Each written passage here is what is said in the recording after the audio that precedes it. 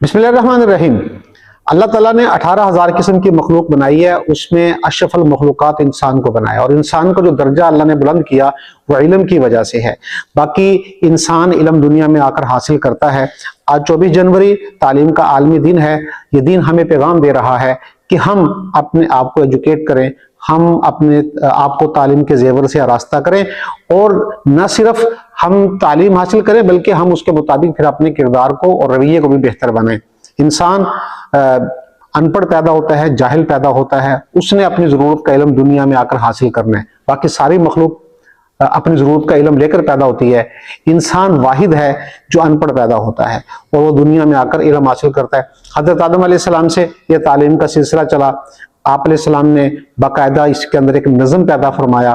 مکہ مکرمہ میں آپ نے محدود پیمانے پر تعلیم کا سلسلہ کیا، اور جب مدینہ تشریف لائے تو مسجد نبوی کے ساتھ صفہ چبوترا قائم کیا، اور پہلی درسگاہ، پہلا تعلیمی ادارہ آپ نے وہاں پہ قائم کیا، اور اس کے ذریعے پھر دنیا کے اندر ایک تعلیم کا ایسا انقلاب برپا کیا کہ جس معاشرے میں آپ تشریف لائے اس وقت وہاں پہ صرف 18 لوگ پڑھے لکھے تھے عرب معاشرے میں، اور جب آپ نے یہ تعلیم کا سلسلہ شروع کیا، مکہ اور مدینہ میں آ کے اس کو منظم کیا، تو جب آپ دنیا سے رخصت ہوئے تو آدھی سے زیادہ آبادی تعلیم یافتہ ہو چکی تھی۔ یہ ایسا انقلاب تھا تعلیم کا جو اس سے پہلے کبھی ایسا دنیا میں نہیں ہوا۔ تو تعلیم حاصل کریں اور تعلیم کے زیور سے اپنے آپ کو منور کریں۔ آج 24 جنوری تعلیم کا عالمی دن ہمیں یہی پیغام دیتا ہے۔